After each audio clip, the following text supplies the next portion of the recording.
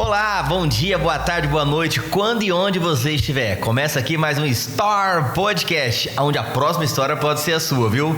Olha, antes de a gente começar aqui a nossa entrevista, antes de falar das pessoas que nos apoiam, eu preciso da sua ajuda para fazer esse programa crescer ainda mais. Olha, tá 3 segundos de você e 3 cliques do seu celular. Primeira coisa que você faz, vai no Star Podcast, no canal do YouTube, e faz o seguinte, você se inscreva no nosso canal.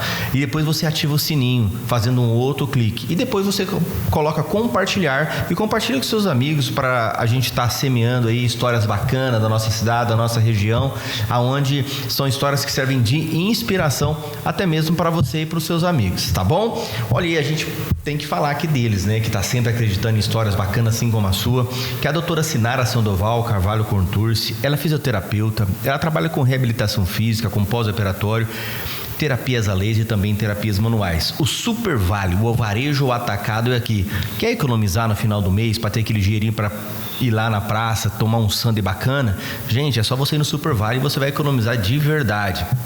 Tá com algum problema na justiça, tá precisando de uma orientação jurídica? Procura ali o Dr. Paulino Leonel, advogado. Ele vai lhe instruir e vai lhe ajudar a você ter o melhor caminho para resolver o seu problema.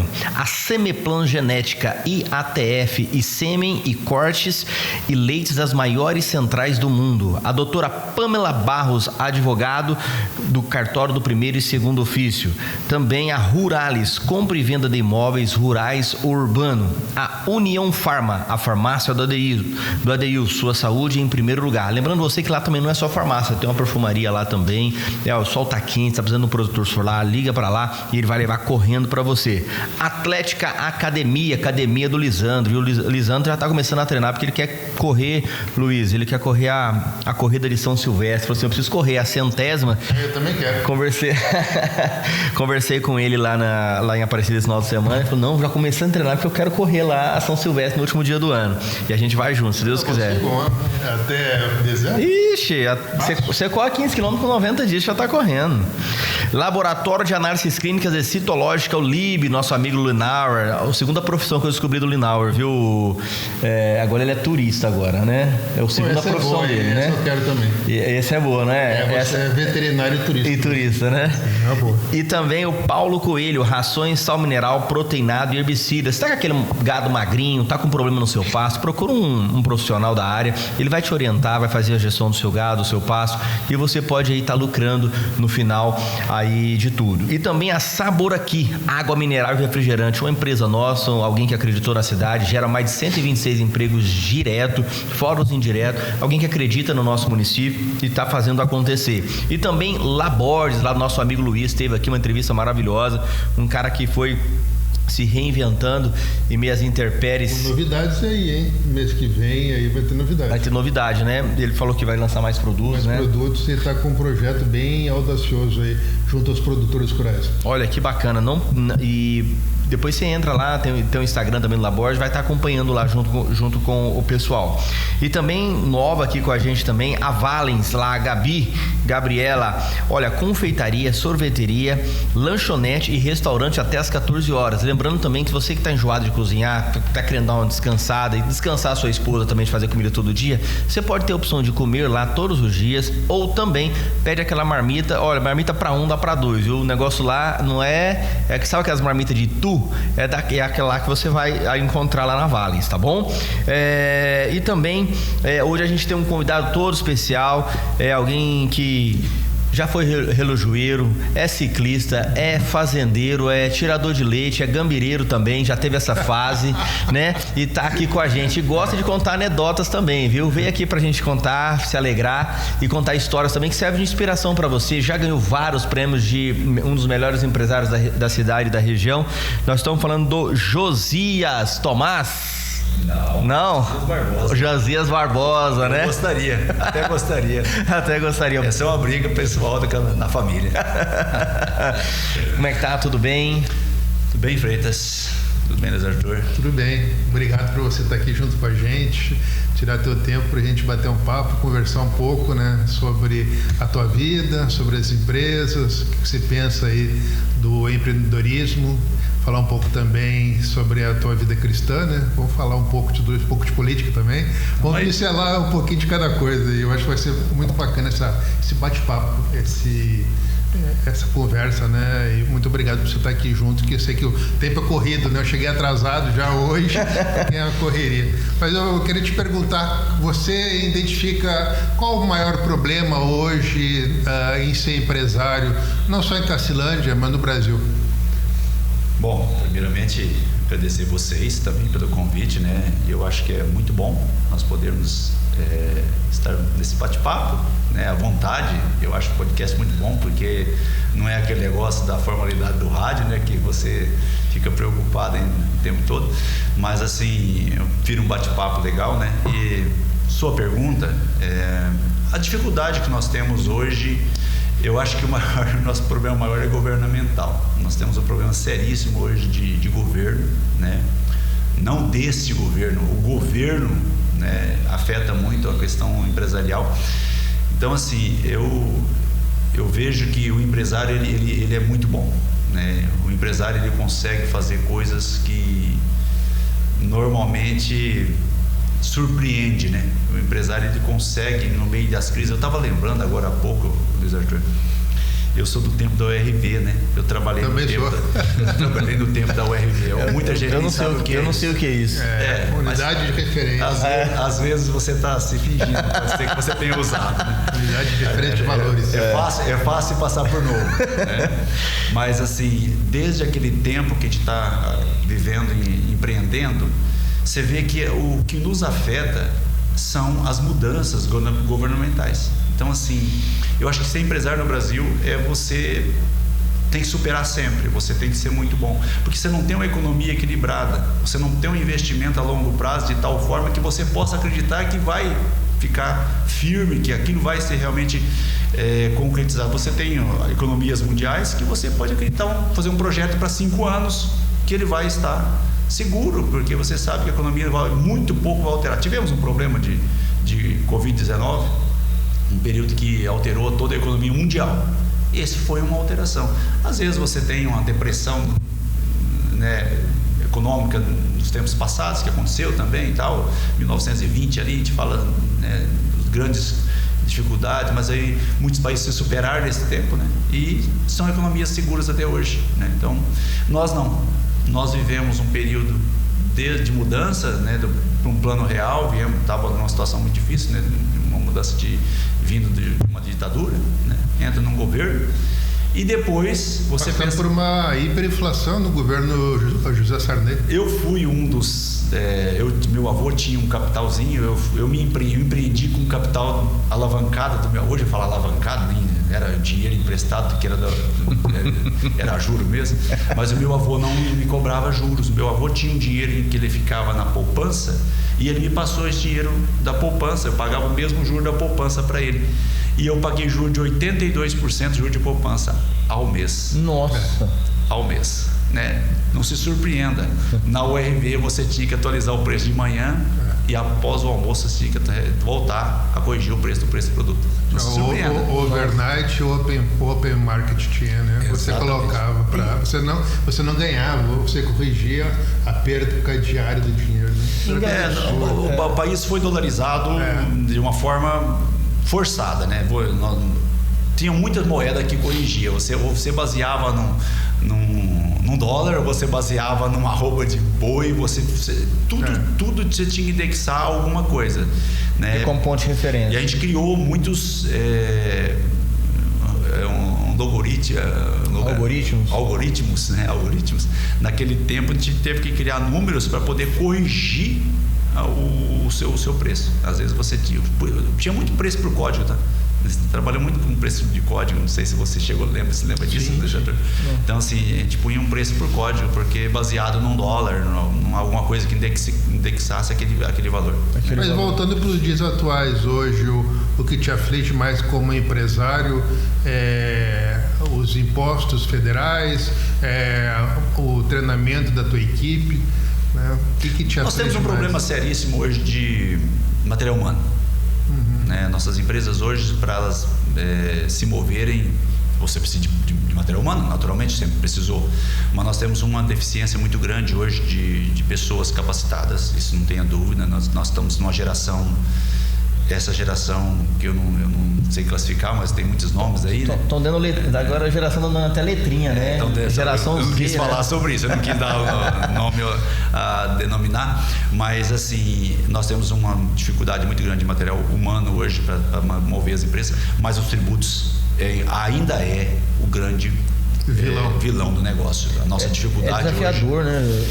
O problema é que nós estamos achatando as margens, né? Empresas cresceram até certo ponto, mas as empresas hoje, se mantiverem, se elas se mantêm, elas já estão crescendo. Delas se manterem hoje de pé, numa sobrevivência, para mim ela está crescendo. Principalmente na economia que nós estamos vivendo nos últimos 4 anos para cá, 3 anos para cá. Nós estamos manter de pé hoje empresas não é fácil, tá apertado. As margens estão achatando muito. O que está acontecendo? Com os tributos aumentando e o consumo às vezes caindo, nós temos hoje um grande problema enfrentado com a empresa de balcão. Você não falou sobre isso, não sei se você está para frente na ideia de vocês, mas nós estamos hoje com o produto dentro das casas dos clientes entrando pela web.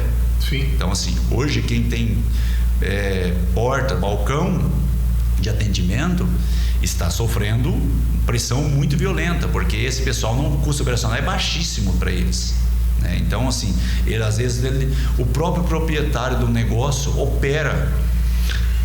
Só abrindo aqui um pouquinho para falar sobre isso, eu conversando com um cara esses dias, comprei uma peça de uma máquina de lavar, eu estava no apartamento do meu filho, e eu fui corrigir um defeito de uma máquina, e eu entrei no site, eles me indicaram uma pessoa para me comprar. Aí o cara veio na porta do apartamento com uma vanzinha, todos os produtos dentro daquela van, ele mesmo me atendeu, o proprietário da empresa, a empresa que você entra na web, tá tudo lá os produtos, e ele veio, me atendeu.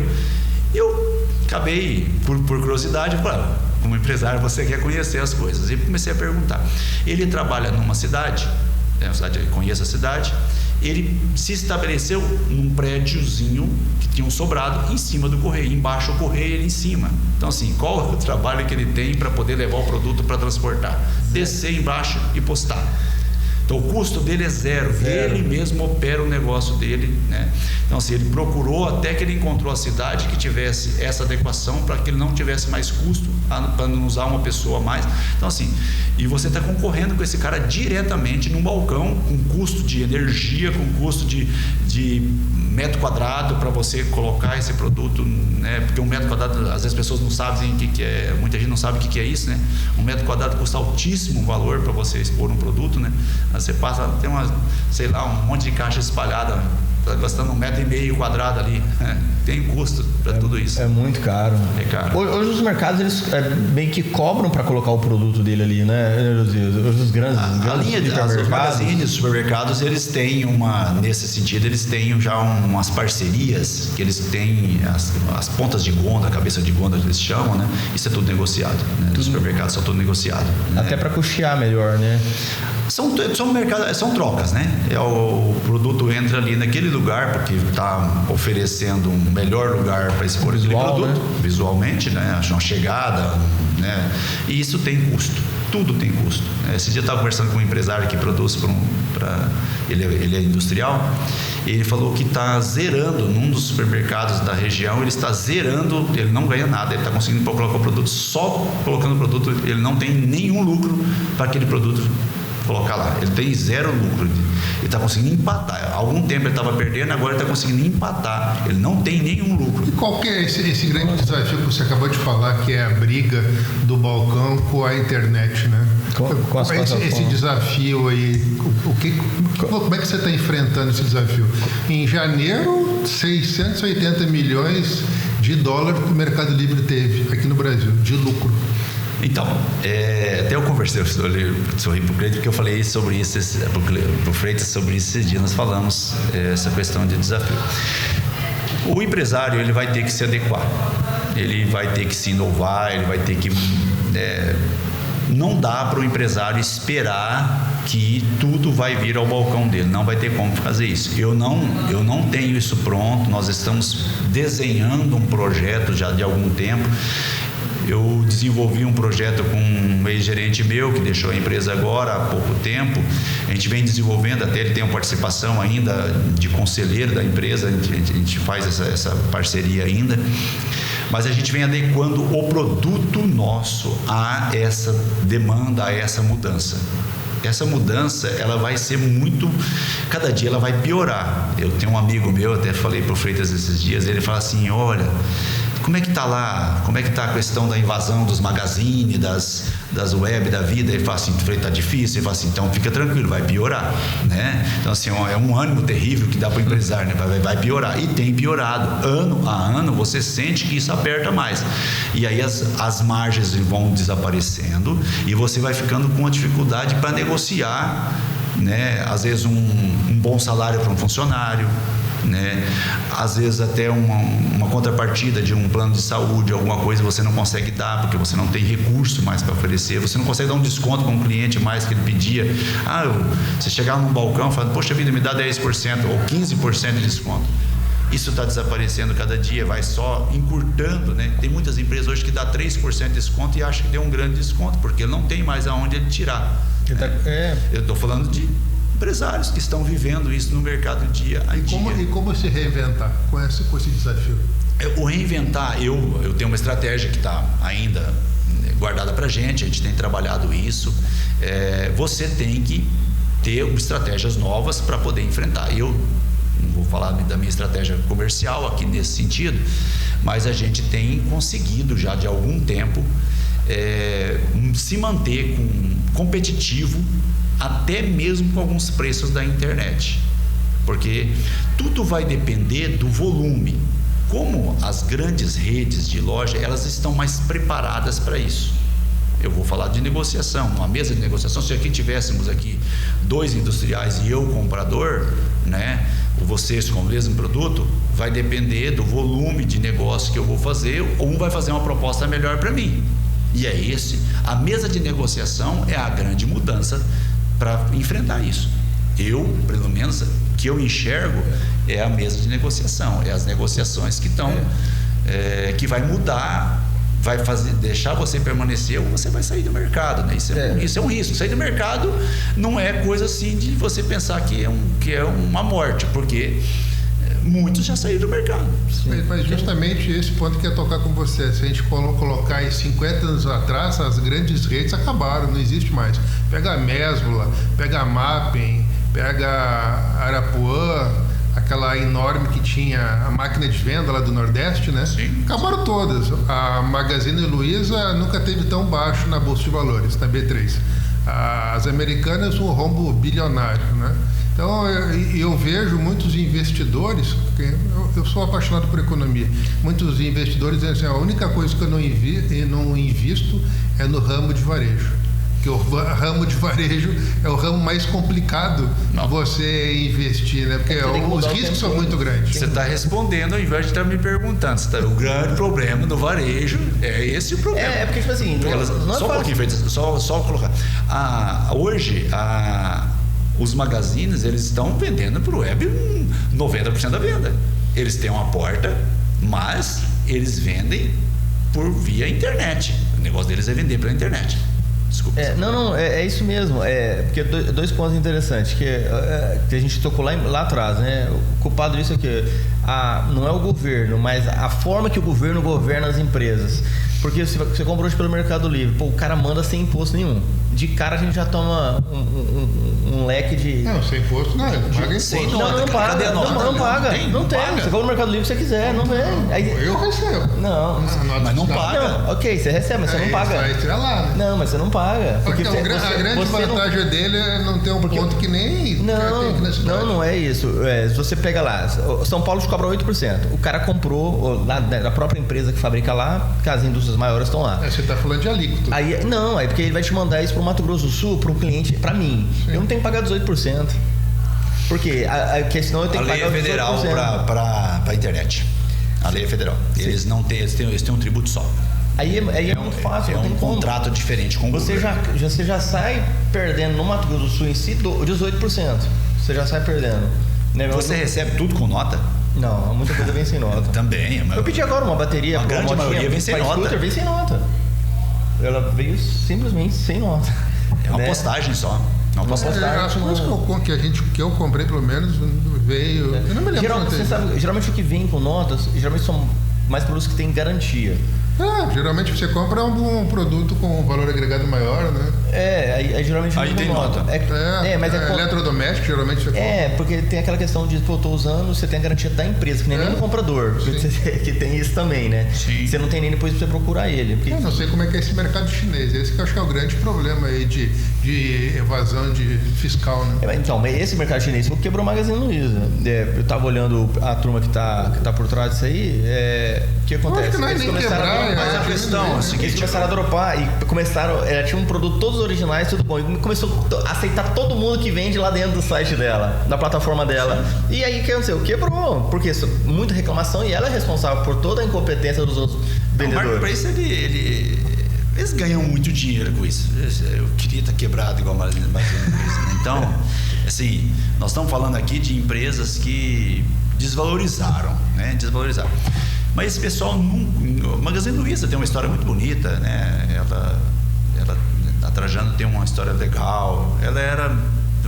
Nós somos iguais, só não somos iguais no dinheiro. Ela é de bazar. Ela é de bazar. Ela é de bazar. Ela iniciou com bazar aqui numa cidade pequena, aqui próximo de Franca, de São Paulo, aqui. Acho que aqui, né, no interior de São Paulo.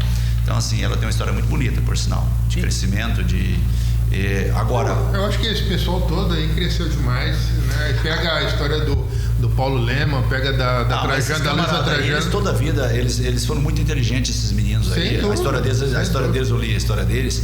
A história deles é o seguinte: sempre comprou empresa quebrada. Agora que eles estão lidando com a empresa deles que quebrou. É a primeira vez. Não, já o Banco Garantia era dele, quebrou. Quebrou lá também, atrás. Né? Eu li a biografia dele. Do Paulo Lema? Sim, ele quebrou várias vezes. Não, mas eles compraram sempre, eles sempre recuperaram a empresa, eles sempre deram uma roupagem para uma empresa e vendeu. Foi isso. Esse foi o trabalho deles, né? Desde a faculdade eles começaram, foram visionários. Mas eu acho que chega agora num momento que você tem que se reinventar, porque você não está vendendo dentro do Brasil, você está vendendo para o mundo. Então a competição vem de fora para dentro do teu país, né? A Mercado Livre aí é uma empresa argentina, né? Sim. Né? Então tá vindo essas grandes empresas de fora.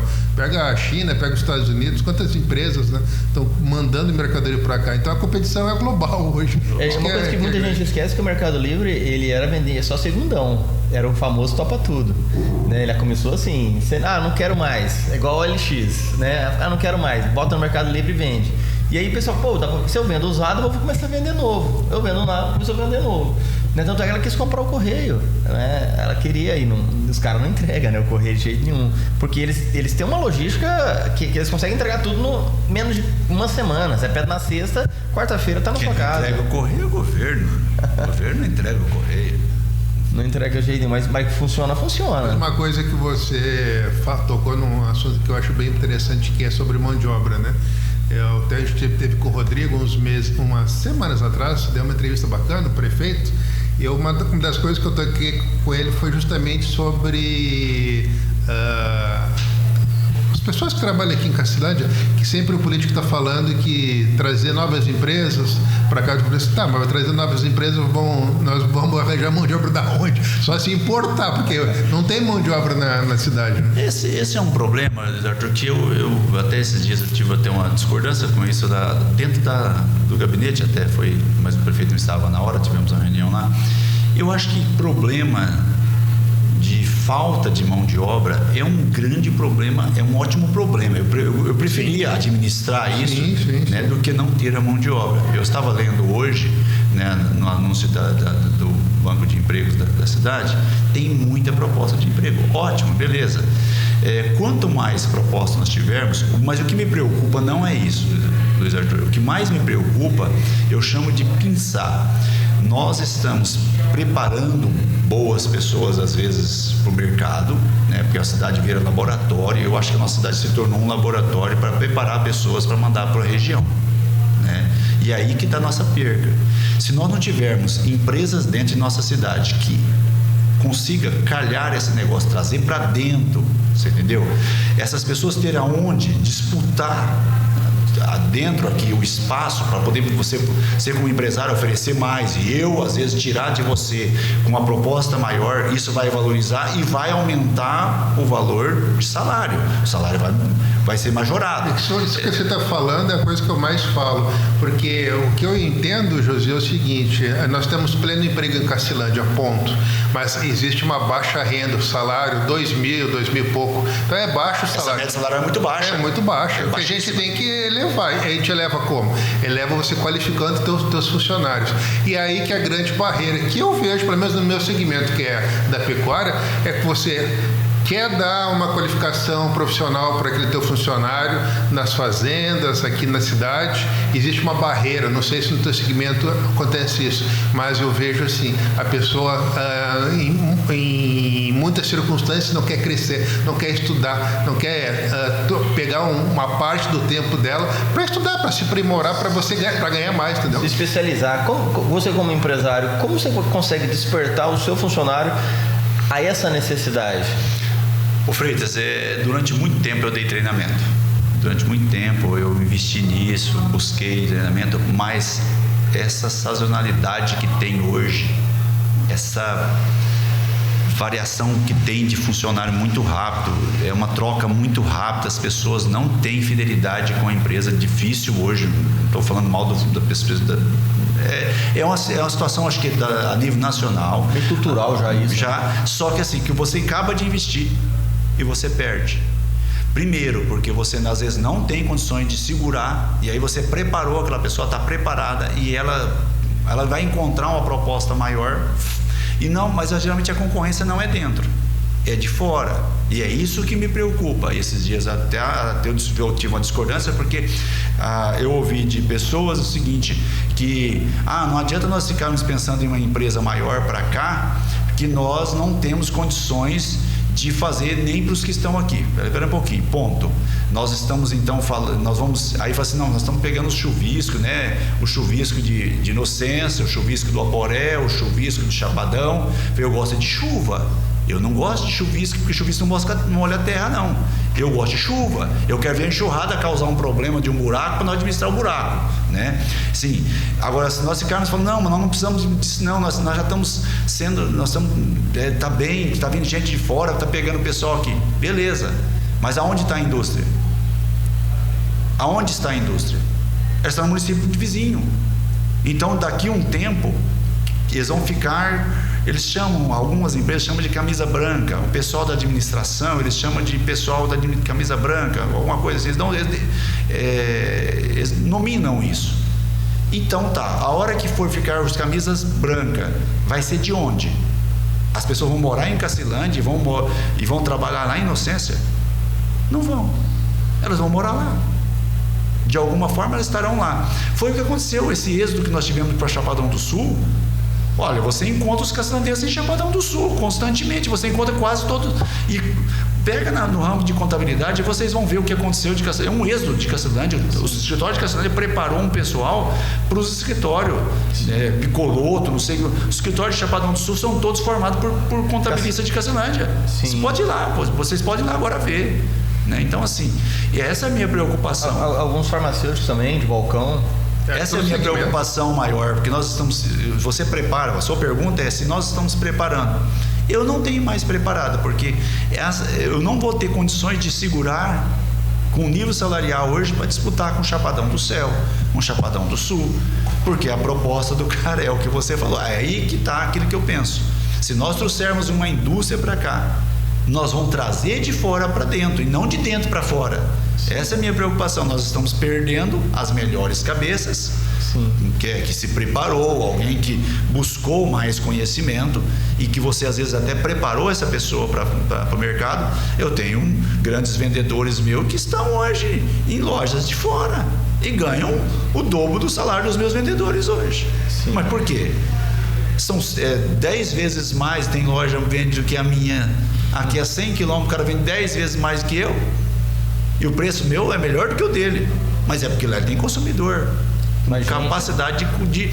com capacidade financeira de comprar o produto. Sim. Né? E você falando de uma indústria, muita gente fala assim, pô, você fez de indústria para Cacilândia. Você é rodado pra caramba, no bom sentido de estar sempre olhando, vendo visão. A gente já conversou sobre, ele vai no aeroporto e já quer montar um trem no aeroporto. Ele vai lá no Ceará, vê umas rede estampada no meio do mar. Quem é empresário tem outro olho. Tem outro olho. Vê as oportunidades. Para trazer para Cacilândia, porque eu acho que uma só também, Josias, eu acho ruim. É tipo assim, depender. Porque hoje fala muito sim, eu acho que é muito bom, vale tal frigorífico, mas ficou muito só frigorífico. Aí tipo assim, e parece que fechou o olho pro resto. E eu acho que uma cidade tem que ter vários nichos. E o que mas que você ninguém acha? tem 2 se não tiver 1, Freitas.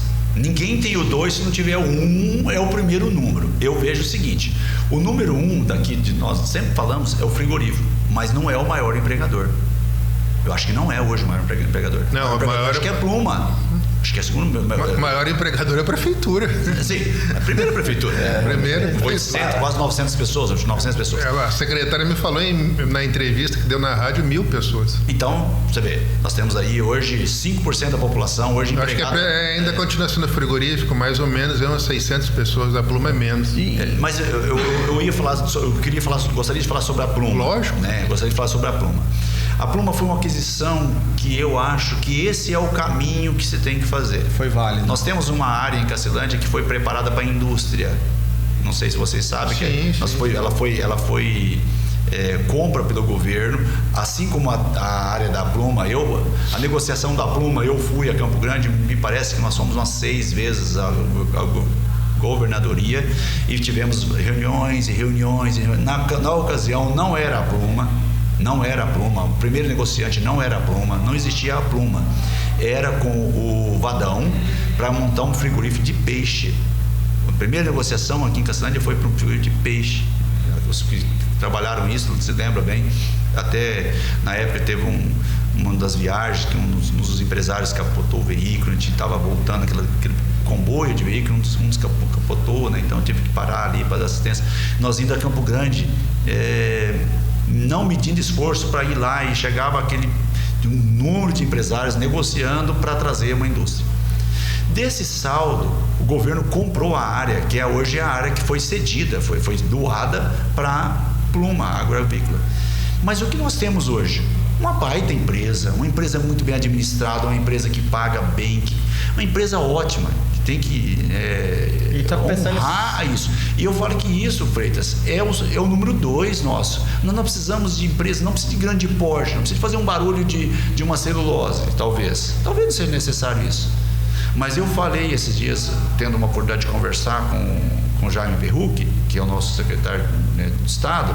Nós estávamos conversando alguns dias atrás, e eu falei, secretário, nós precisamos que o senhor olhe e veja a Cacilândia. Quando os empresários se reunirem com você para investir em Mato Grosso do Sul, algum empresário você precisa nos encaminhar.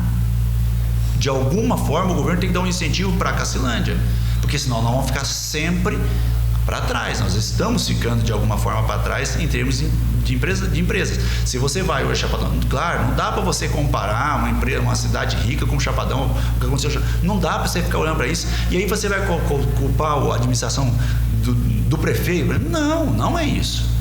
Não é isso, não é uma questão de o prefeito A, o prefeito B. Eu falo que não é isso o negócio. As pessoas às vezes culpam política. Não é questão só de uma política local.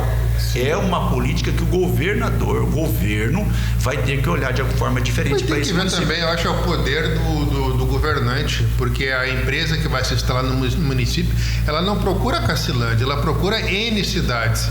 A cidade que der a melhor oportunidade, ela vai se instalar, né? Existe a parte fiscal, né? Você vai colocar montador, não coloca mais em São Paulo, coloca no Nordeste. Por quê? Porque lá os incentivos fiscais são então, mas aí não é o município, aí é o governo. Se o governo não entra, o prefeito é pequeno. É tudo, o ICMS diminui, os impostos municipais diminuem, então você dá uma série de coisas. O município dá uma baita de uma área para a empresa, dá uma série de quesitos, né? Você passa por isso. Aquela área que foi adquirida ali, ela foi adquirida tinha um planejamento definido. A área onde está a fazendinha hoje, onde está aquela região ali, ali no aeroporto? Depois do aeroporto, ali. Aquilo ali foi adquirido com o projeto da indústria de seringa. Foi para o governo do estado adquiriu aquilo ali. Então, assim, os fins, né? Nós temos uma área e o governo do estado que adquiriu aquela área não foi de graça, entrou com valor, né, do estado, o estado adquiriu, e nós não temos nada estabelecido até hoje lá. Agora, o que eu vejo é o seguinte: aí entra a parceria de um prefeito com o governador, uma amizade, né, uma representatividade. Aí eu acho que a gente está falando de um segundo estágio das indústrias que se instala em Castelândia. Não uma indústria de base, mas sim uma indústria de transformação. Vou dar um exemplo. Pega o frigorífico. O frigorífico não é só matar o animal hoje e você pegar e vender carcaça. Isso aí para o frigorífico não é legal. Você ganha pouco. O negócio é você desossar e vender as peças. É o que o frigorífico daqui de Castelândia está fazendo. O frigorífico de Castelândia não está mais matando os animais. O que ele está trazendo? As carcaças, traz para a sala de desosso, que trabalha em 2 turnos, você desossa e manda. Então o valor agregado teu é maior. Então é esse tipo de indústria que tem que trazer. Porque vai pagar mais o teu funcionário, que não vai ser que tem o primeiro grau, vai ser o que tem o segundo grau, que tem uma formação universitária. Aí você vai poder transformar financeiramente os funcionários e, por consequência, o município. Nós fomos governados por um período bem longo, né, de não querer ter um problema social, né? Eu quero ter o problema social. Eu penso que o problema social não vamos ter um problema de saúde. Vou dar um exemplo: problema social de saúde, um problema social de, sei lá, de roubos e outras coisas assim. Cara, eu preciso administrar isso de alguma forma, porque se nossa cidade for invadida por um problema desse tipo, a justiça é que vai cuidar disso, né? Que tem todo um meio para isso. Se aumentou o volume de, sei lá, de endemias ou qualquer coisa, porque veio um volume de gente diferente para a cidade, ótimo, beleza, isso é um problema ótimo. Eu falo que é um problema da mesma coisa da chuva. Um chuvisco não causa nenhum problema para você administrar, mas se vier uma chuva pesada, você vai ter que ter um problema para administrar ali, porque causou o problema. Então, assim, eu vejo que se nós tivermos o problema para nosso município, né, pensando a longo prazo, de ter que administrar esses tipos de assuntos ou de avarias, né, que vai causar dentro do nosso contexto de vivermos, né, acomodados, está muito bom, é muito bom, cidade ótima para se viver. Beleza, mas qual o futuro disso? Não vamos ter uma cidade que nós estamos aqui numa turma de veteranos aqui já, não estamos falando de gente aqui de 16, 17 anos aqui com um projeto de um inglês para ir abrir os Estados Unidos. Não é isso, não. Às vezes você pode ver os nossos filhos, né? Meu filho, teus filhos aí, eles pensam em se instalar em Castelândia no futuro. Não, meu filho está estudando em Rio Preto, eu converso com ele, você vai voltar para Castelândia? Não volto mais para Castelândia. Então quantos e quantos jovens que tem a formação universitária que não vão voltar mais para Castelândia. Então, o que está acontecendo? Está dizendo um êxodo de mão de obra altamente qualificada.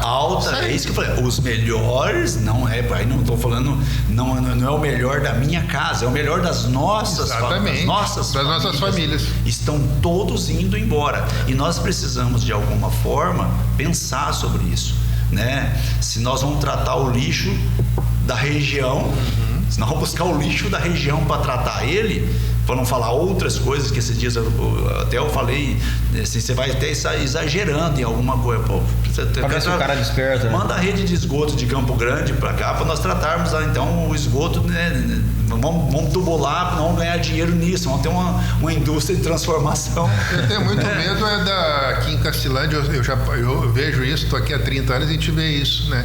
Que parece que quando chega alguma empresa, alguma atividade, é solução para Castelândia, né? Eu vejo com outros olhos. Eu vejo que a diversificação de atividade que vai deixar uma cidade pujante. Não é porque chegou a celulose, o eucalipto, chegou a laranja, que vai dar um boom econômico. Não, né? Eu acho que tem que ter um mix, uma cesta com vários produtos. E a média que vai ter o crescimento da cidade. Eu acho que tem que haver, inclusive, uma discussão a nível, né, de sociedade, para pensar na questão que nosso município está de fato sendo invadido por monocultura. A monocultura é muito perigosa. Demais. Muito perigosa. Demais. É bom? não tenha dúvida, é riqueza, né? Nós estamos falando de um Vale do Silício na celulose. Nós estamos falando, nossa região está se tornando uma região riquíssima, né? De grandes valor agregado em terra, né? As terras estão valorizadas, beleza, mas e cadê a mão de obra em cima disso, né? Se o nosso município, veja bem, o município vizinho que está recebendo a indústria, você imagina a divisa que vai entrar nesse município para a prefeitura administrar. É muito dinheiro de royalties. Não é questão só de royalties, é questão esse imposto de serviço, né? Sim. Então, o imposto de serviço ele entra muito para dentro do município. O prefeito acaba tendo assim, a prefeitura vai ter um valor agregando com ele para administrar. Então, assim, esse município está entrando dentro do nosso, plantando a monocultura, e o dinheiro está entrando aonde? Lá na dele. Não vai entrar porque aquele prestador de serviço que vem fazer a colheita aqui, ele tem uma nota fiscal para poder prestar lá naquele município. E as pessoas não se deram conta que essa monocultura que você está falando, né, que entrou no nosso município, está entrando, mas eu estou vendo assim que está dando umas freadas já nisso aí. Você faz por 12 anos, 15 anos o arrendamento da terra, nunca mais você vai tirar aquilo ali. Como é que você vai tirar o eucalipto da terra? Não tira mais, né? A pessoa perdeu a cerca, perdeu o curral, perdeu tudo, né? Vai tirar o soco como? Não tira.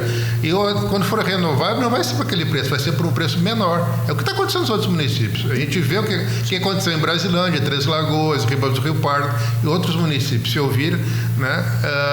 Eu me preocupo com essa evasão também dessa mão de obra. Onde numa fazenda tinha 5, 6 funcionários, não tem mais nenhum. Não tem nenhum, zero. Hoje é só... Um funcionário, às vezes, vai tomar conta de 3, 4 propriedades, porque ele vai ver a parte de incêndio florestal muitas vezes, né? Então é isso que me preocupa. E me preocupa, eu falei para o Rodrigo, né? Me preocupa você ser uma cidade dormitório, né?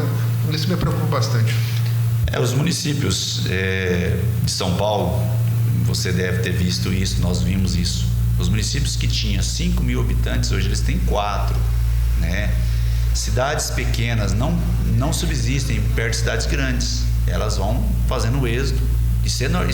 Meu medo é exatamente de o nosso município se tornar isso, porque veja bem, você tem uma monocultura de 2 monoculturas entrando aqui, né? Não é mono porque é 2, mas, sim. Mas assim, são de fora, não, então se torna mono do mesmo jeitinho. Você pega a Cedro, que é a usina de Paranaíba, que está plantando muito próximo de nós já. Sim. A tendência dela é entrar no nosso município. O Aporé, por causa da rodovia. Não é só isso. Nós temos que ter o tempo do descanso da terra, que tem um nome, eu acabei não lembrando aqui agora. Você tem que dar um tempo para descansar a terra da cana, né?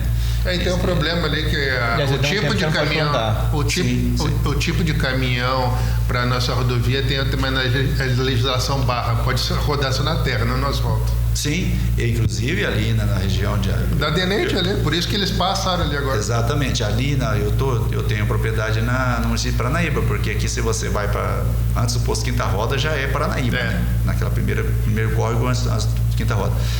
Eles não vão plantar e não vão andar pelos nossos asfaltos, eles vão andar sempre por próximo do rio lá, indo plantando lá perto do Raimundo, eles vão sempre por fora, não vão estar no asfalto, eles não vão estar no asfalto. Esses caminhões não vão rodar. Primeiro, não sei se vocês viram, a propriedade que eles adquiriram pega os 2 lados do pedágio, não sei se vocês viram isso. A propriedade é dele, pega os 2 lados, entra de cá e entra de lá. Então assim, os caras sabem andar, né? Sabe o que faz. Sabe. A gente que está atrasado.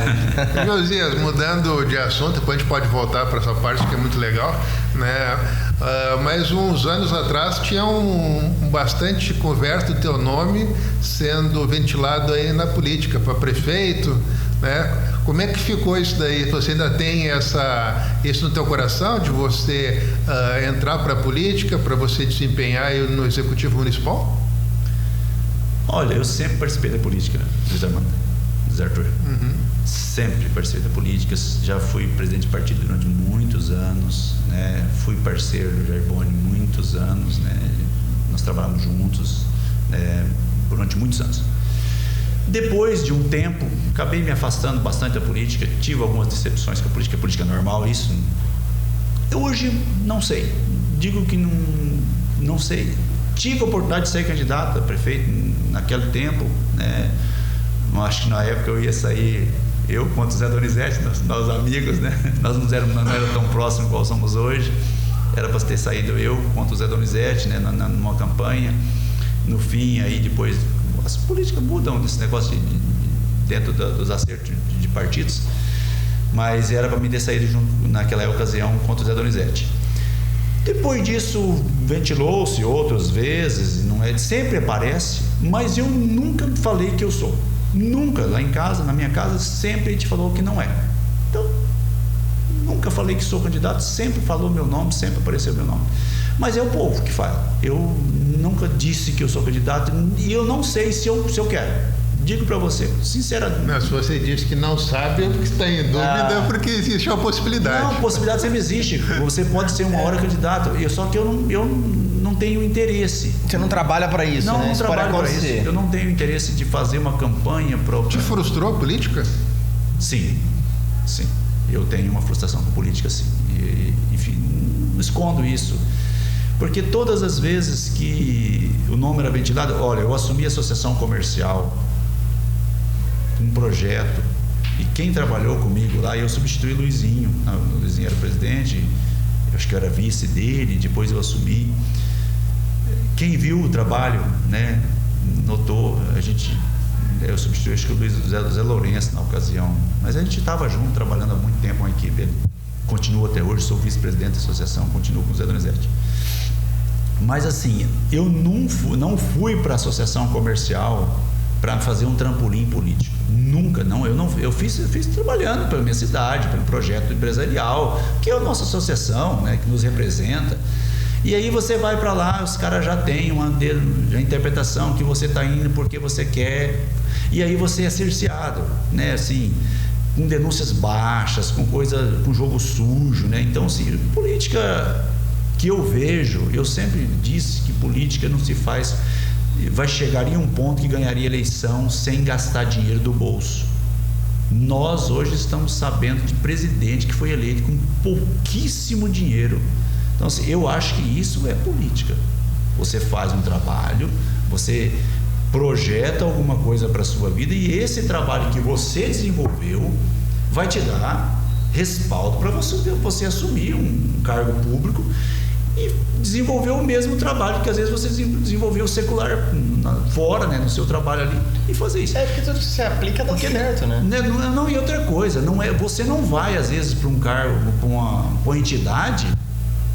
Não é todo mundo que tem a mesma intenção. Se o cara tem a intenção ruim, é a mente dele, não é a minha, às vezes. Às vezes você está indo para lá para desenvolver um serviço, um trabalho social, ou, né, que seja qual for o trabalho, desenvolver. Mas eu acho que isso também é uma característica do município pequeno que nem o nosso, né? Que é a associação comercial e outras entidades de classe aí, dão muita visibilidade. Então você fica ali na mídia, né? Você fica exposto. Então, essa é a decepção, porque aí, né, tem coisas que não dá para falar, mas assim, eu tive uma denúncia na Receita Federal por enriquecimento ilícito. Na associação comercial do quê? Associação, nós administramos ela às vezes com dinheiro no bolso, tem hora. Você fazer, né, uma ação, você vai a Campo Grande com combustível do seu carro, né?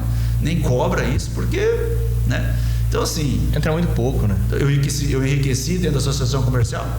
Então, assim, essas coisas que decepcionam... Magoa, né? Magoa, você tem todo um projeto. Rapaz, eu tenho... Quem viu o meu começo, eles não falaram do meu começo, agora vamos pular do meu começo, né? Pulou o começo, vai no fim, primeiro, do fim para o princípio, né? Uhum. Quem viu o meu trabalho que eu montei desde o primeiro dia que eu empreendi, sabe que eu trabalhei, né? Sabe que foi trabalho. Então, e se isso foi trabalho, por que é que tem... Mas também não passa um pouco também por a gente deixar claro, olha, estou trabalhando na associação comercial, estou trabalhando no sindicato rural e não quero ser candidato a nada, só quero exercer ali o cargo e cair fora? Não é? Passa também por aí. Eu não vejo deixar bem claro essa Mas você não tem que fazer essa prestação de conta ao contrário. Porque na verdade não é por aí. É porque na verdade é o seguinte, o que te leva hoje a ser... Eu faria isso. O que te leva a ser não é você que escolhe. Aí cai fora. Mas não é você. Todas as pessoas falam assim, não, eu vou ser o prefeito, não ganha. É as pessoas que te nomeiam pelo aquilo que você apresenta. Então, é isso. É porque o buraco é mais embaixo. Os bastidores é diferente. Eu acho que a valorização vem pelo que se faz. Né? Pelo que se faz. Aí você faz... tem gente que... Você vai ver, também não é só a obra que você está ali 2, 3 anos numa entidade classe. A Sociedade Cacilândia e a gente pode botar como referência, é o que você desempenha durante toda a tua vida. De empresário, né, de profissional liberal, a pessoa faz um raio-x da tua vida toda, né? Não é só num momento estanque. Se você vai conversar... São poucos se faz na cidade, poxa, ninguém nem sabe que foi às vezes presidente da associação, mas me conhece desde que eu comecei a trabalhar. Né? Então, assim, isso faz a diferença. Agora, eu não fiz isso pensando em política. Eu nunca fiz isso pensando em política. Eu fiz até para mim. Desenvolvimento pessoal, né? Eu vesti como empresário. Eu não vesti nem... Eu até me sinto até omisso social, porque eu não gosto muito assim de algumas entidades, não fico envolvido com isso. Nunca me dediquei a isso, né? Algumas vezes fiz, parece que não me dei bem, me senti legal. Me sinto bem na associação comercial, de verdade. Acho legal, representa mais ou menos a minha classe, gosto de estar, porque você acaba lidando aí com as associações estaduais, aí você vai se envolver com o Sistema S, você vai envolver com o pessoal. Daqui a pouco você está sentado numa mesa de negociação com gente da governadoria. E aprendendo também. Você vai aprendendo muito. Os superintendentes dos bancos estatais geralmente estão envolvidos nisso. Isso é bom. Me parece, rede de contato, é crescimento, né? Me parece que nos anos anteriores da nossa política existia um embate muito grande entre o executivo e o legislativo para não crescimento da nossa cidade.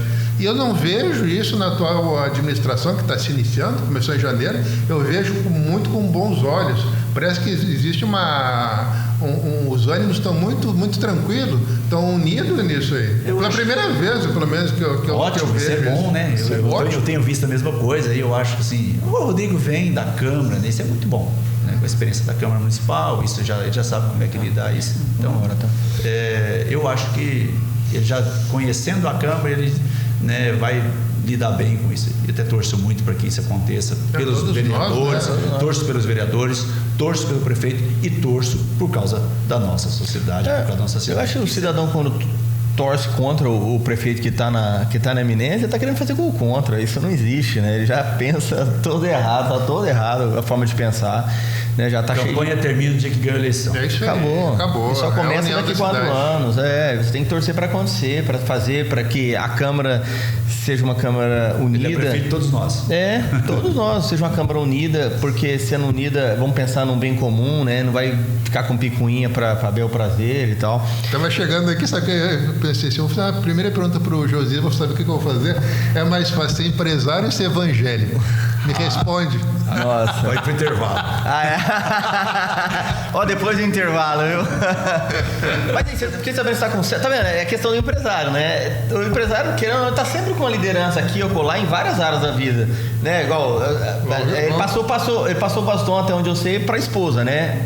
Tem uma célula na casa dele, né? Ele ajuda vários casais na cidade. Mas vamos ver, pouca gente sabe. Avivamento, né? Vamos contar para o público do avivamento bíblico. Isso, do avivamento bíblico. Inclusive, o pastor vai estar aqui. Desde sempre. Eu sou nascido de um lar, eu já era cristão. Que bênção. Eu sou de um lar cristão. Meus pais conheceram o evangelho em 54. Em 1954, meu pai tinha em torno de 12 anos. A minha mãe em torno de uns 9 anos. Né? Eu sou de uma origem... É até interessante essa questão vida cristã nossa, porque as fazendas antigas, você sempre tem aquele oratório, né? Você sempre, não sei se vocês já viram isso, aquelas fazendas antigas tinha aqueles oratórios do pessoal católico, né? As capelinhas. As capelinhas na frente da fazenda, não sei se vocês lembram disso. Muitas até tem, até hoje, a fazenda que eu arrendava. Em Minas quase aqui, todas têm. A fazenda aqui indo pro Chapadão, aqui da Dona Isolina. A Nevada tem uma capelinha muito bacana. Então, e não diferente muito disso, nós tínhamos a nossa igreja evangélica no pátio da fazenda do meu avô. Poxa vida. Né? Então, assim, foi constituída uma... Lá que iniciou? Antes de vir para Cacilândia? Não, já era em Cacilândia. Começou em Cacilândia, mas os mesmos pessoal que começaram aqui, eles começaram a ir nessa região. Não sei, a gente não sabe como é que foi essa, que eles não conheceram a nossa família, mas o meu avô, né, o patriarca disso tudo, eles começaram a ir lá. Meu avô era um fazendeiro. Nossa fazenda do avô era uma fazenda acolhedora. Ela era uma fazenda que era ponto de pouso de boiada, né? Então, assim, nós era uma família até bem, uma família que tinha uma condição, não era rica, uma fazenda teoricamente não era tão grande para aquele tempo, né, que tinha fazendas muito grandes, mas ele era acolhedor. Ele era um homem que dentro da casa, a casa não tinha privacidade. A casa do meu avô nunca teve uma privacidade de que ficasse apenas a família dele. Todo o tempo tinha gente, muita gente. Aí veio essa questão do evangelho. Chegou o evangelho, aí que a coisa mudou ainda mais, porque aí tinha as festas, né, que como tinha um terço, como se tinha um terço antes, meu avô era um rezador de terço, né? Era um católico, praticante. O meu tio Joaquim Tomás, que era o pintor, aquele do pescocinho, que andava na bicicleta aí, ele que já faleceu, ele era o rezador de terço da casa, né? E ele era um rapaz novo, né? E aí o evangelho chegou, né? O pessoal do evangelho, vamos falar assim, os evangélicos chegaram, anunciaram o evangelho de uma forma diferente. Essa família se conheceu esse evangelho e se converteu ao cristianismo de uma outra forma, né? Porque na verdade o católico também é cristão, mas assim, nós passamos a ser evangélicos, né? Eu ainda nem nascido era, meu pai é um menino novo, mas meu pai já Freitas tem a oportunidade de cuidar da beleza do meu pai aqui, né? Mas meu pai, ele é um homem sim, sisudo desde criança. Ele é um conselheiro desde criança. Ele, nesse conhecimento do evangelho, ele estudou muito. Meu pai, eu acho ele bem culto, e pelo que ele estudou, não estudou nada, mas ele ia muito à Bíblia. Ele se ausentava ali, ficava nos matos estudando, e ele ficou culto. Meu pai é um cara que fala bem, eu falo que pela idade que ele, né, ele fala bem, ele lê bem. Isso prova que a Bíblia é numa riqueza fora do normal, né, Josias? Então aí o evangelho, aconteceu isso, né? O pessoal, aí essa casa virou uma casa de festa, uma casa de cristão, uma casa que recebia gente de todo lado, vinha do Paraná, vinha de São Paulo, né? E ela chegou a virar público, não cortando você, ponto de pregação, então? Sim, sempre não, tinha uma igreja.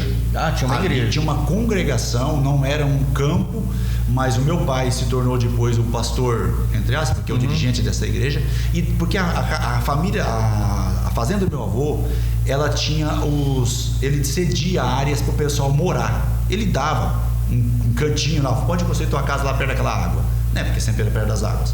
E aí, dentro da fazenda do meu avô, tinha, acho que mais ou menos em torno de, aí talvez umas 20 famílias. Nossa. E esse pessoal tudo veio para o evangelho, gente que veio do Nordeste, que não tinha onde morar, foi morar lá, né? Gente que até mora aqui hoje em Cacilândia, famílias que foram se estabelecer lá, e se tornou uma grande igreja lá.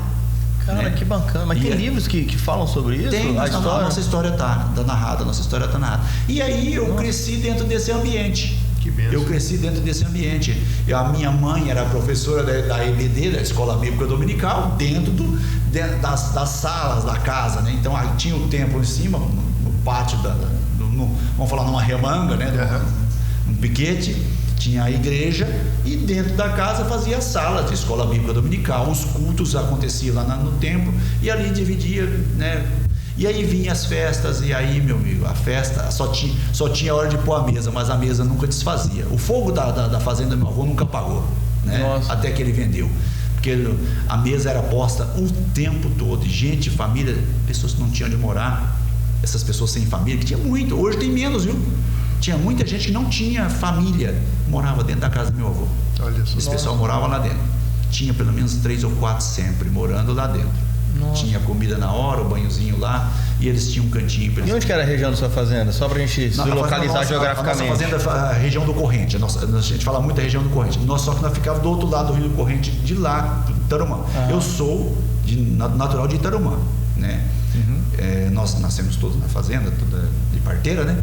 Então assim, mas não é só lá na fazenda do meu avô. Aí isso se estendeu, esse evangelho se estendeu à beira do Rio Corrente para cima.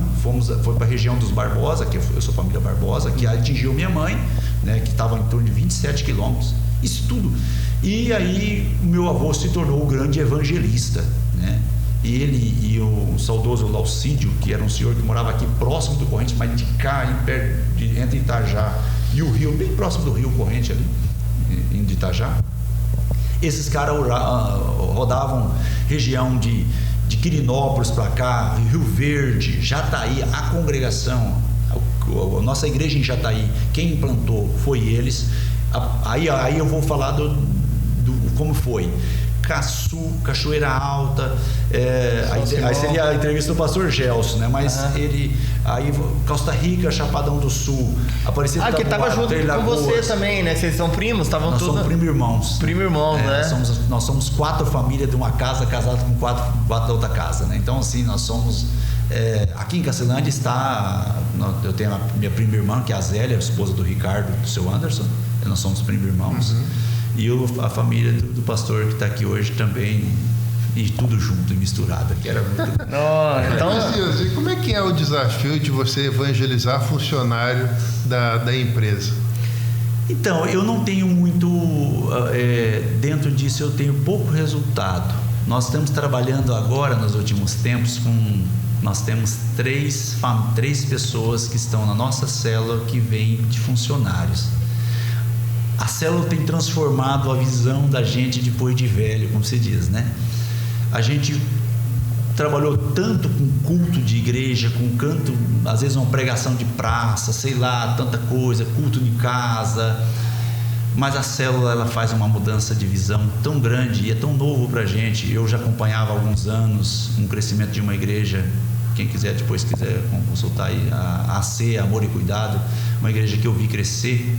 E hoje tem 10 mil pessoas, membros. Nossa, eu vi, é lindo. É uma igreja que cresce muito, o pastor Marcelo Toschi. E eu acompanhava isso uma época, até eu fui comissionada para ir a Campo Grande, para conhecer um trabalho em célula. Não conseguimos implantar aqui, não tem o pastor Daniel ainda, o pastor Daniel me incumbiu de eu ir para poder ver. Eu estava com muita vontade de trabalhar com célula já. A nossa igreja hoje é uma igreja que está em célula, né? Então, você tem quantas células hoje? Nós temos 20 células hoje, 19 ou 20, negócio assim, mais ou menos. Grande. Então, acaba sendo somado ao número de pessoas de visitante, talvez a sede no domingo não tem um tanto de visitante que as células têm uma somatória, né? Não tem. Porque muita gente é da célula e não está na igreja ainda, não conhece a igreja, às vezes não vai à igreja, vai à célula, né? Isso é meio que acontece muito isso ainda. Principalmente a pessoa que está chegando, às vezes ela não vai à igreja, né? E nem é obrigada a ir à igreja nenhuma. Assim, não né? é para isso que ela está. Não, a célula é um momento que você vai ter muito mais facilidade. A gente discute geralmente a mensagem que se pregou no domingo, mas aí com muito mais liberdade, com muito mais tranquilidade, né? Para você fazer uma pergunta, para você participar. O iniciante numa célula fica tranquilo para poder participar, né? Então, isso para mim hoje é maior do que qualquer outra coisa, né? Para nós hoje, para mim, minha esposa é minha líder, né? Eu sempre fui líder dela, hoje eu estou liderado. Ela fala, se eu puder eu falo, né? Eu tenho que pedir para ela, ela tem saído muito bem, né? Ela se tornou líder por causa da minha deficiência, porque eu saio muito, o Freitas acompanha muito, e às vezes esse ano passado eu fiquei 4 meses fora, né? De 12 meses eu ficar 4 fora é muito, né? Então, com essa circunstância, minha esposa se tornou minha líder, e eu tenho obedecido lá. E as pessoas que vocês alcançam assim dentro da célula, geralmente vocês trabalham assim, vamos focar mais na família X, vamos pegar mais esse casal, vocês estão procurando assim recuperar casais que estão frustrados, estão decepcionados, ou restaurar filhos que estão dando trabalho para os pais. Qual é a dinâmica que vocês trabalham? Porque cada célula trabalha de um jeito, né? Ou vocês são assim, o modelo de célula nosso é o mesmo. É o mesmo. Só que a forma de aplicar ele pode ser diferente ou não? A mentoria nossa, o pastor tem uma mentoria toda terça-feira, a mentoria é obedecida, e aqueles que às vezes até não têm obedecido, às vezes até não flui como tem que fazer. A minha esposa, nesse sentido, eu tenho que tirar o chapéu, porque ela segue o método, obedece 100% daquilo que é falado. Se é para abrir com essa situação, ela abre com essa situação e fecha com aquilo que foi. Ela obedece. Olha, uma das coisas feitas que a gente tem aprendido muito em questão de igreja, a autoridade é feita para você ouvi-la. Pronto. Claro, se deu certo com ele, a probabilidade de dar certo comigo... A responsabilidade não é minha, é dele. É dele. A autoridade pastoral, principalmente, para mim, é autoridade, acabou, e eu estou ali para servir, e quem tem que dar conta do rebanho é ele, não é eu. Sim. É ele que tem que conduzir o rebanho, eu tenho que ser conduzido. Eu estou ali para ser conduzido. Queria perguntar a experiência da célula com você. Eu tenho conversado algumas vezes com o Freitas. A maior dificuldade que eu vejo é a gente conseguir levar as pessoas da nossa família para dentro da célula. É mais fácil a gente levar estranhos, amigos, para dentro da célula do que familiares da gente. Passa isso para você? Ou é uma coisa só nossa? Nós não temos, nós só temos a minha esposa, quando foi para iniciar a célula, pediu o meu pai, né? Dá um equilíbrio, conhecimento, né? Experiência, alguém também mais idoso numa célula, isso para nós é muito bom. A gente respeita muito e honra muito isso, não é porque meu pai, mas é por causa dele, por causa da história dele, né? A história dele vem desde como eu cantei aqui. A única coisa que ela pediu foi isso. Você fez uma pergunta, eu vou responder agora. A gente começou trabalhando, recuperando aqueles que às vezes estavam ali, às vezes congregados, mas não tinha ainda algo, não entendia às vezes bem o que é o evangelho. É esse trabalho que a gente iniciou fazendo, né, com essas pessoas. Mas essas pessoas trouxeram outras, elas estão trazendo outras que estão gostando, né? Eu acho que estão, né? Estão lá, estão levando mais gente, continuando, né? Possivelmente está gostando, né? Então a gente tem trabalhado nesse sentido. A nossa célula é uma célula que às vezes ficou até grande demais esses dias. A gente já quer dividir? Não, a gente não divide, a gente multiplica. É verdade, é verdade. A gente não quer dividir nada, mas assim, a multiplicação de célula é uma dor que... ruim, né? É uma dor difícil de ser mexida. É um parto, né? Então, e nós tivemos uma multiplicação pequena, saiu um dos líderes nossos para liderar uma outra célula. Isso é ótimo, para nós foi muito bom. Da nossa célula saiu um novo líder que já está hoje com uma célula grande, né? Aí vocês continuam recebendo mais gente? A gente recebeu outras pessoas e a gente está hoje com uma célula grande de novo. Olha. A gente precisa de uma multiplicação urgente.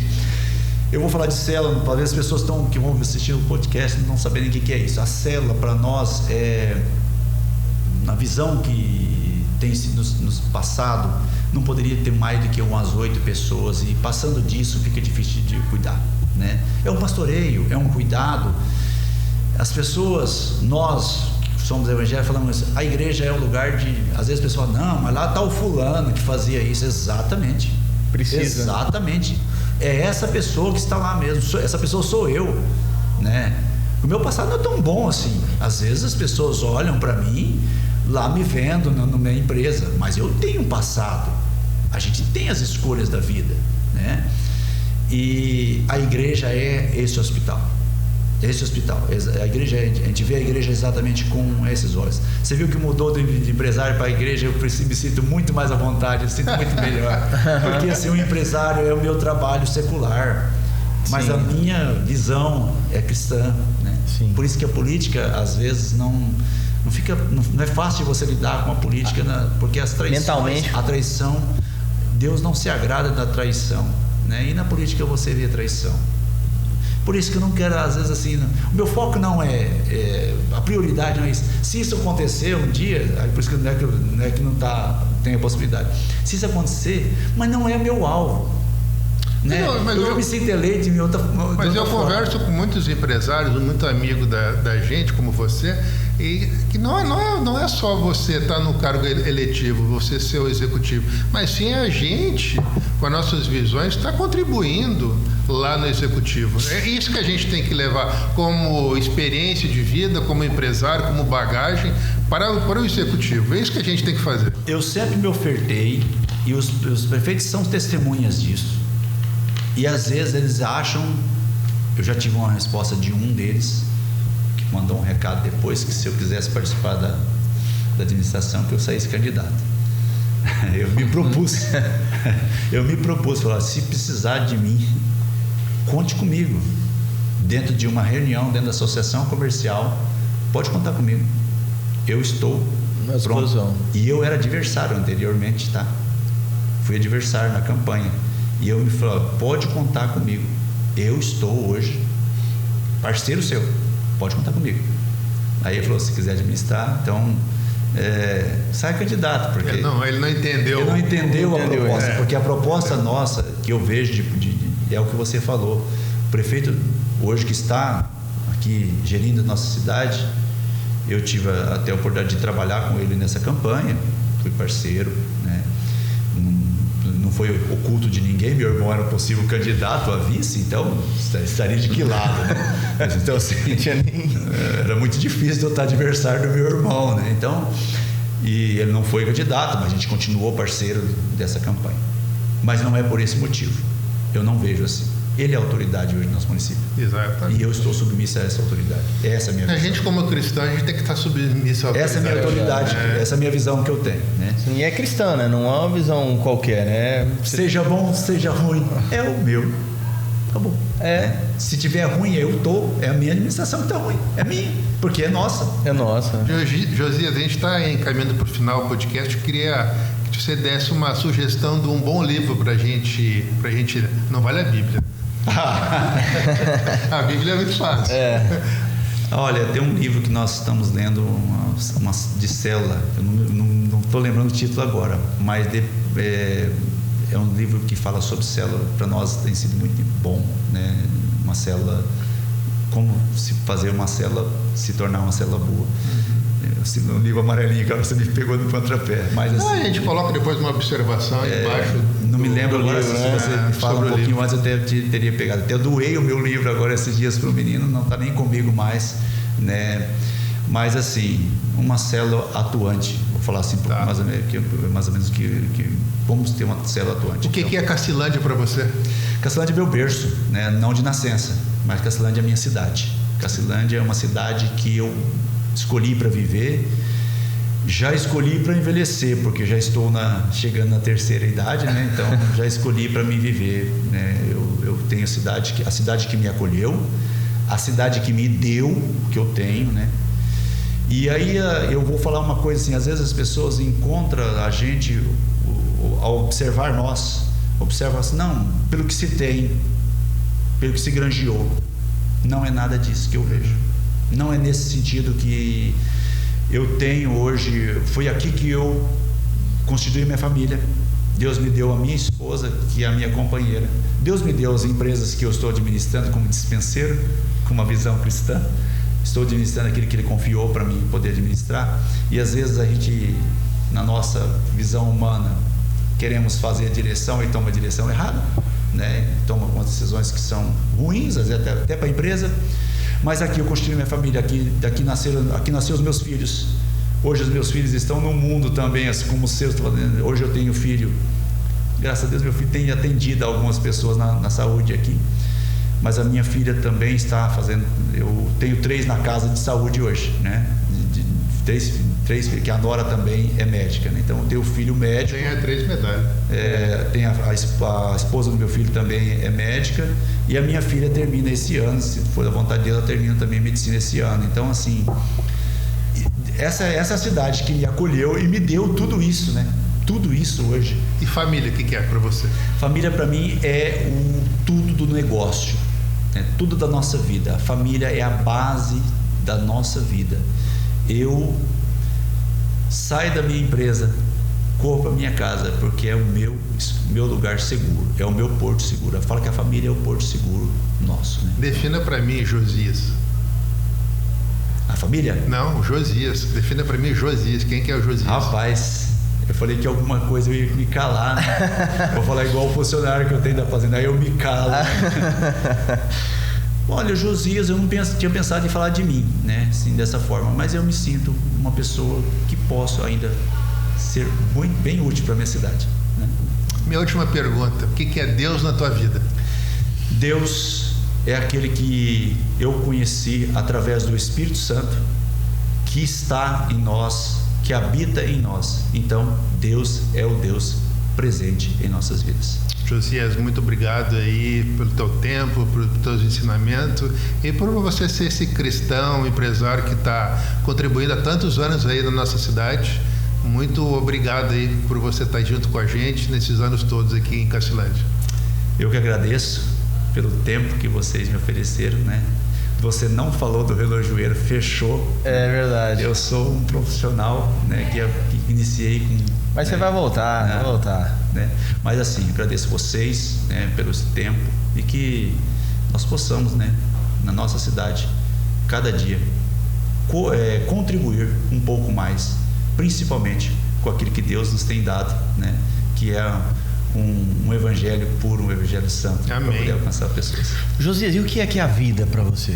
A vida é um tempo que nós estamos passando aqui, uma pequena parte dela. A vida, ela não termina para mim, eu estou vivendo o começo dela. Bacana. Josias, se você pudesse dar um conselho, deixar o seu legado, Josias deixando o legado para pessoas, e vai ser eternizado enquanto existir internet. Queria que você olhasse para essa câmera do Pedestal Preto e deixasse um legado para as pessoas que vão escutar, seja, né, deixasse o seu legado, seja na área empresarial, seja na área, a sua comunhão com Deus, dentro daquilo que você acredita, para a turma servir de inspiração para a galera. Bom, pessoal, deixar uma mensagem seria o seguinte: tema a Deus e anda nos caminhos do Senhor, que você será abençoado. Olha só, amém, hein? E o pessoal quiser te procurar para participar da sua célula, pode procurar? Ou como é que é lá? Como é que funciona? É só me procurar, que eu falo que a minha líder... Que ela... Ah, tem que procurar a líder, né? Não, mas estamos ali, a célula está à disposição. Quem quiser fazer parte da minha célula, agora fica aberto para todos, me procurem. Se ficar muito, a gente tem lugar para colocar todo mundo. Lembrando que não divide, viu? Como é que fala, Josias? A gente multiplica. Multiplica. Célula não divide, célula multiplica. Bacana, viu? Você que tá passando por alguma coisa, tá precisando de uma ajuda, quem tem experiência aí, tá com família, casal, filho, gente, uma célula é tão gostoso, mas você não quer ir na igreja, tal, tá tão cansado de ouvir tantos adjetivos pejorativos contra as igrejas, procura uma célula ali, o pessoal vai te ajudar. Quem sabe você conhece o Josias de longe, o empresário, né? Mas vai conhecer o pai de família, né? O evangélico, o cristão que serve a Deus. Quem sabe você não conhece essa história, vale a pena você tá conhecendo. Lembrando você, gente, estamos no final do nosso programa, Store Podcast, a próxima história pode ser a sua. Nos ajude a fazer crescer esse canal. O Josias já se inscreveu. Já se inscreveu? Olha só, falta você se inscrever ainda. Sabe o que você vai fazer? Você se inscreve no canal com um clique. Com o segundo clique você ativa o sininho para que toda vez que a gente colocar um vídeo você vai ser notificado, e depois você compartilha aí com essa flechinha legal que tem aí para todos os seus amigos, porque o Store Podcast é da cidade, é da região. Olha, e muita gente já tá agradecendo a gente pelas histórias, né? Que algumas histórias batem aqui. Agradecer o público, né? Tivemos 125 mil visualizações no mês passado. Nesse mês, né? De fevereiro, sim, né? Sim. No mês de fevereiro. Gente, olha, um sucesso. E a gente só quer agradecer a vocês, tá bom? Então, um grande abraço. Já foi, né? Um Story Podcast agradece por ter dizimado o seu tempo para estar aqui com a gente. Que Deus te abençoe e faça prosperar tudo aquilo que você botar a mão, tá? Muito obrigado mesmo.